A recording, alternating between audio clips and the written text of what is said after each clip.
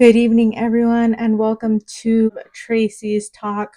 I'm here with a very interesting story time. And first and foremost, I want to let you guys know that I have missed you. And it looks like I'm hoarding in the background. I swear that's not the case. I don't imagine it's not there like we Hispanic people do when we hear a noise, when we see something, we just simply didn't, and then we get out the vapor rub and everything is fine. So I wanted to come back on here and really get in depth with you guys with this goofy story that, again, there's just an abyss of stories that I have in my memory that I feel like sometimes I've suppressed because of how embarrassing or just traumatic it was. And I feel like the one I'm about to tell you is both of those categories. So let's get into it because it's a doozy. So let's do that. This story takes place in Burbank, California, where I grew up, where I was raised from the very beginning. All I remember is living in Burbank, California. So there's that. So in first grade or kindergarten, I really had this like big crush.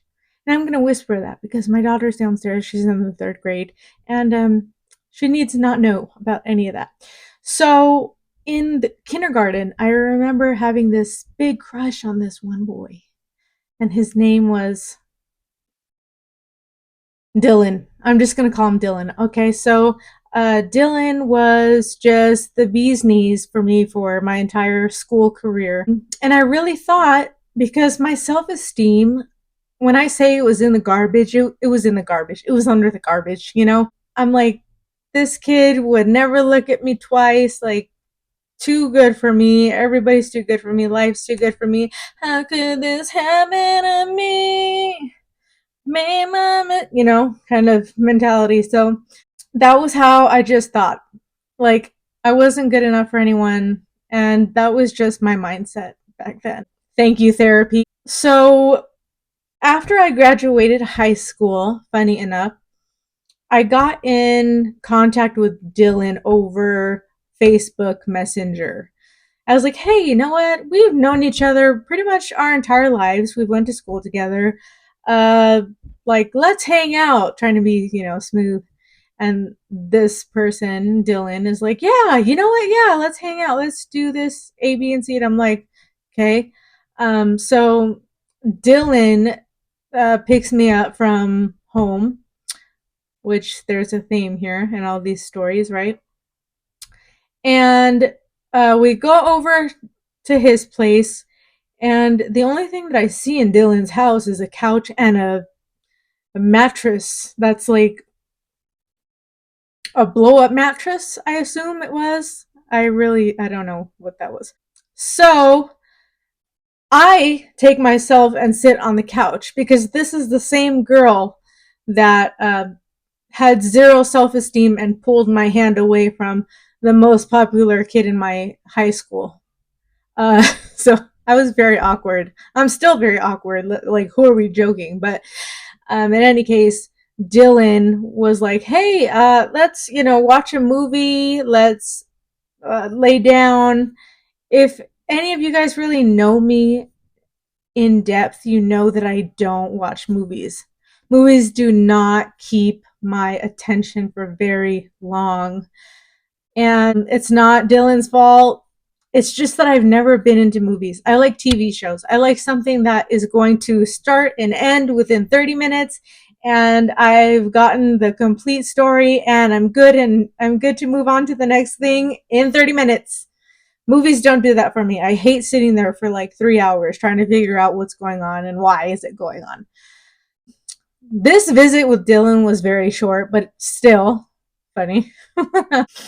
We got there. I sat on the couch. He invited me to lay down on the air mattress, which I thought was very bizarre. I said, no, thank you. I will go ahead and just sit down on the couch and just enjoy my moment. Because again, you guys know, this kid has been like my crush for my entire life. So I'm like, I've made it to the big leagues. This is the equivalent to being on Joe Rogan's podcast. Like, I've made it in life. I've made it.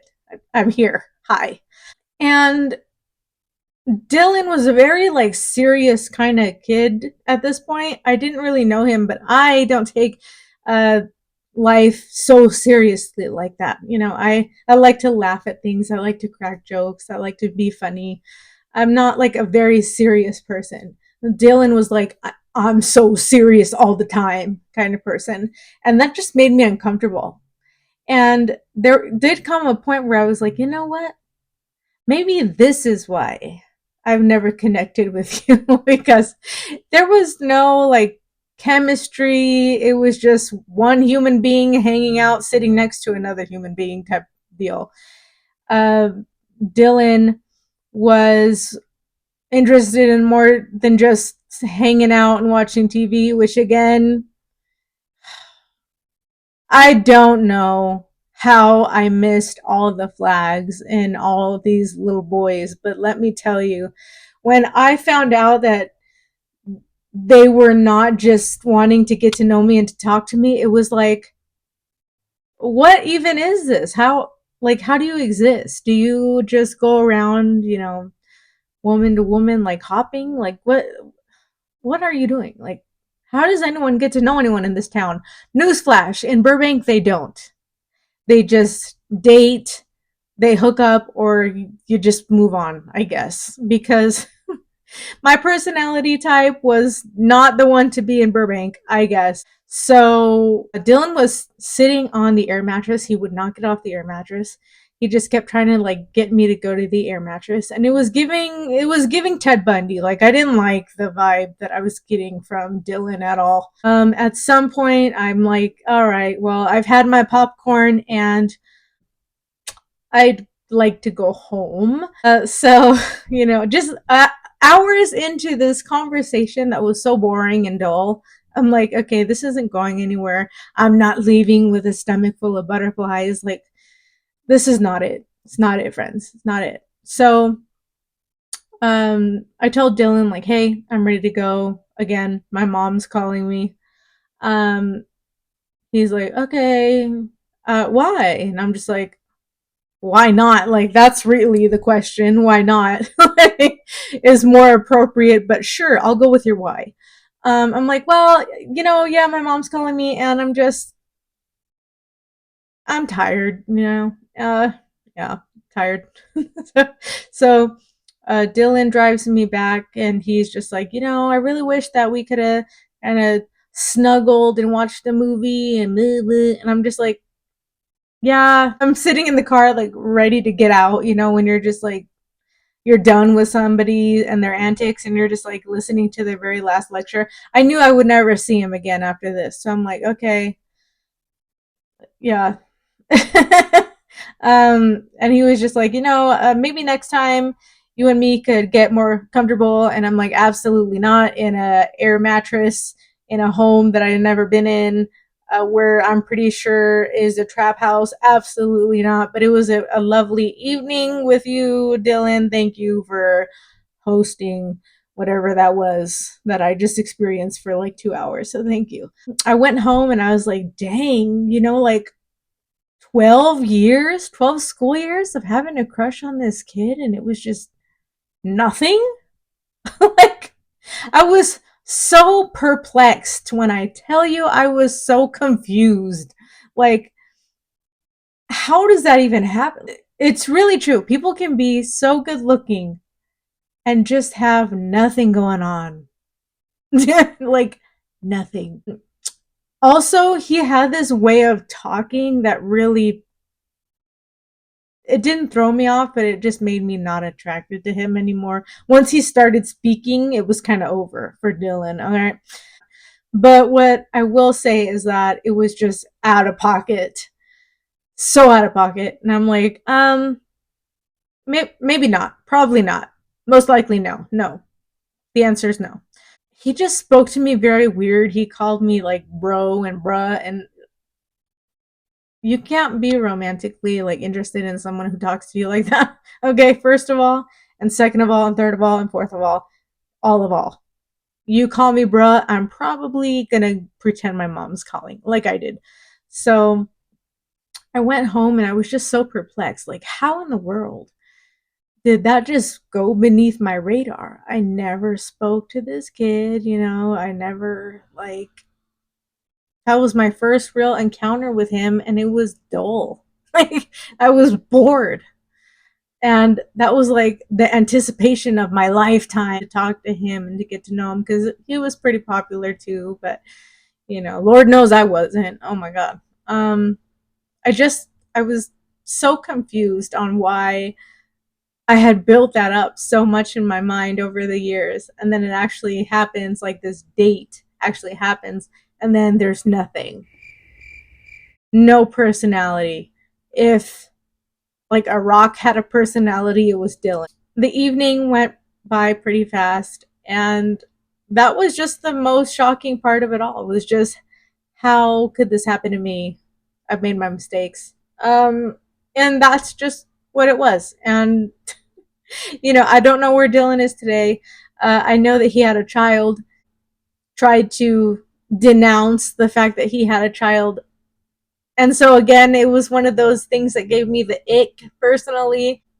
He tried to be one of those people that's like, that's not my baby. The baby looks more like Dylan than Dylan looks like Dylan. Like, so that was another one of those things that after the fact, it happened after the fact, but it was just like, gosh, not only are you boring, okay, but now you're somebody's father and you're going to be a boring father. Like, what? Like, it just gets worse and worse for you, my man. Like, what? So, moral of the story, if you have a crush on someone, go up to them and talk to them. Find out who they are, find out what they're about, because you might find yourself 10 years down the line on a date with this person and have absolutely no chemistry. Because sometimes it can be great and sometimes it can be Dylan. So that is my experience with my very first crush, my only crush for, like, again, my entire school career. No kiss, no hug, no nothing. Nothing happened that night except for me trying to figure out how in the world I missed that. Red flag completely. Every Wednesday is going to be a new upload. I love you guys. Thank you so much for your support. I now have 50 subscribers.